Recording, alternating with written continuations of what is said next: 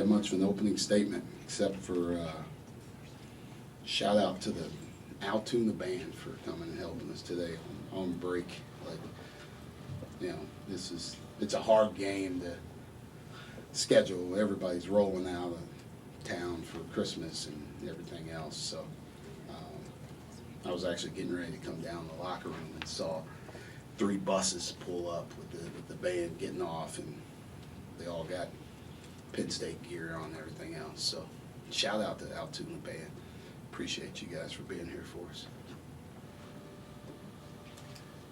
Micah, do you have any update on Seth Lundy? And either way, how do you feel like the team responded to seeing someone like that go down? Yeah, I didn't. Justin just said he's out for the rest of the game. That's all he told me as I was walking out to halftime. Yet I haven't had a chance to talk to him or Doc or anything else. You know, Seth came out for the second half. He was in the locker room with our guys. Like, he was in good spirits. So I guess once they check him and see what's going on, then they'll let me know. But usually when things like that happen and they're really bad, right, guys usually not sitting in the locker room talking to other guys and whatever. So, you know, hope it's nothing too serious. You know, but I guess if there's a silver lining is we got time between games. You know, not playing again until Thursday, then having Christmas off, and then not playing again until the 29th. Like, you got huge gaps right here. So, you know, you never want anybody to get injured, but if you are, like, at least it's now, you know, at this point in time. So I thought our guys played great. I thought Seth was really good in the first half when we were struggling. Like, not everybody was, we weren't locked in as a team. But for him, like, he had great juice early. 10 points, 6 rebounds in 12 minutes is impressive. It's right along the line of what he's been doing all year. So happy with how he played, and also happy with how our guys responded in the second half, to start the second half with Dallion. You've talked previously about taking Jalen off the floor in practice. I mean, do they have similar experience with? Sorry, I can still hear you. Thanks. We're like really close. Do they have similar experience with Seth not being there and what he brings to the floor, being able to make up for that? Yeah, you know, it's good to have veterans and guys that have played, right? Like I said, you never want to lose a guy like Seth, but you know, you still got Miles sitting there, right? That's an easy plug and play for us, and like those guys rotate in practice, so they're all playing with each other. We got a group of about, you know, Dallion plays with those guys, Miles plays with those guys, and they sub the entire time. So all those groups are playing together throughout practice. So it's nothing like, you know, they understand how to do it. You know, Seth jammed his finger pretty bad in practice the other day and missed a lot of time too. So I guess this was a prelude to that. Hey, Micah. Andrew, you know, kind of dormant first half, comes out in the second half, 5 3-pointers. You knew what you were getting when you brought him in here from Bucknell, but what is his efficiency and just being able to have someone like that go to? What does he bring to this program? Yeah, he's just got that microwave mentality that, you know, he can get going at any point in time if you lose track of him, and that's something that you have to account for at all times. But it's hard to account for him when you know, Pickett's got the ball driving or getting to the basket or posting up. You know, Cam's taking off in transition, attacking the rim. You got, you know, guys rolling and pick and rolls and at the rim. So you lose track of where he is. But he also, trying to find him here. Like, one of the things I talked about with him when I was recruiting him is a lot of people just pegged him as a shooter. Like, that's it. Like, he can do some other things. He can get to the basket. He can read screens. He's curling. He can pass, right? We saw a couple that he's hitting Kevin when people are overdoing it and helping on him. So, like, he's a versatile player. He's old and he's a smart player. So he holds his own defensively. He can run and find different things. So, you know, I'm glad we got him. It's Archbishop Wood's got some, you know, good program, great program. Like, I wish we could get a few more guys from Micah, you were able to get a lot of guys, a lot of playing time in the second half. How important is that for, number one, your freshmen, and number two, your scout team guys who, you know, work hard and we rarely see them? Yeah, they earn it. Those guys at the end, Dan and Andy, and like I can't say stuff to Dan about like how like he's guarding a flare screen at the end of the game when he never gets a chance to guard it in practice, right? He's usually the one running all the stuff, or he and Andy are in the drills. So you just try and coach those guys up the best way possible, and that's what I appreciate from Dan, Andy, Eshan. Like they do whatever you ask, but then they want to be coached also. Like, you know, there's times where Dan's asking like, hey, what can I do to be better at this, right? And like, you know, they're pushing our guys to be better. Our freshmen, like, giving them minutes and letting them play, but letting Kanye kind of call sets on the fly, right? Where he's not looking at me, he's not thinking about, hey, what do you want to do, coach? It's like, no, what do you want to do, right? Giving him time to do that so he's comfortable doing it. Letting those guys read the defense and now do things that we worked on in practice, doing it in game action.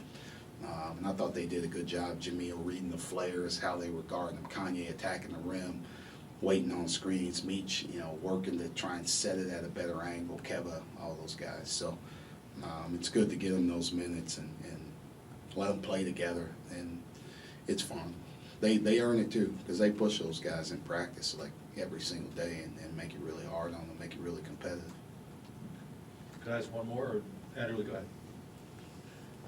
Prior to today, 94 was the most you guys put up, and that was in a double overtime as well. Heading into this Christmas stretch and then into a pretty tough Big Ten schedule in the new year, what's it mean to put up a solid number of points at this point in the season? It's means we're shooting ball well, I think. It's good for our KenPom numbers also. When you look at that, there's like we had opportunities earlier in the year. Forget who we were playing. We had like a big lead, and our freshmen just were bad at the end of the game, offensively and defensively, and our KenPom numbers dropped. That hurt us. Like I took that to heart. So I told those guys, like, we got to be the San Antonio Spurs. Like when the Spurs were rolling, didn't matter who they put in at any point in time, they played the same exact way, and they scored, they defended. When you can get to that, when you get to that as a program, like, you're really good, right? That's the Spurs were winning championships when that was happening.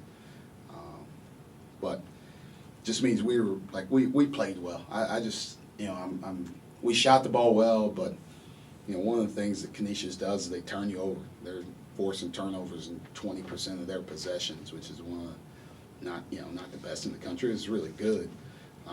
And we had 3 turnovers today. Like if we get attempts, we're gonna make a good amount. So that's what I'm most proud of with our guys. So, you know, only turn the ball over 3 times.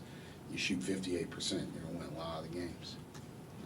Jerry Dunn was in the house. Can you just talk about what he means to you in terms of, you know, what he did at Penn State, kind of a trendsetter at Penn State, and still heavily involved with CVC and whatnot? Mm-hmm. It was, you know, when they told me he was doing the game, it was actually pretty cool. He came in yesterday, so he was at practice, and you know, at different breaks, I got a chance to just sit down and talk to him. And you know, he's been watching this. He's text me after different games. You know, same like, you know, he, Coach Parkhill, you know, exchanged texts with Coach DeChellis. They had beat Towson. They beat Towson the other day, and he and I were texting right after Illinois. He had texted me about Illinois. I texted him about Towson. Just learning the history of this place. I didn't know. I had to ask Steve Jones. You know, I knew about, you know, I knew who Coach Dunn was, right, and about I watched Big Ten Classic. They won at Iowa, and I was watching that game with Calvin and those guys, and then, you know, I know about the Sweet 16 and that. I didn't know that he was here as an assistant 1983 all the way through. Like, I had no idea. But those are things that's cool to me. He grew up here. He's a huge part of this, and to have him back was special. And he talked to our guys after practice and talked about his experiences here, but talked about our team and what he sees. And he challenged us to try and accomplish with some of his teams what they accomplished. Just real quick, Micah, where is Dallion in the equation right now compared to where you thought he might be at this time in the year? Because it seems like he was poised to be a bigger part of the offense and is maybe sort of fallen down the shuffle a little bit. Is that just a matter of, what is that a matter of? Yeah, it just kind of timing. Like, you know, I still believe in him and trust him and think he can still help us. You know, he had some stuff going on before Illinois. That's why he didn't get in. Like nothing, you know, nothing I can really get into. Nothing like medical. Like it just, you know, it wasn't. I didn't want to push it. You know, like finals, I think is kind of taking its toll and everything else. And you know, I got him in early.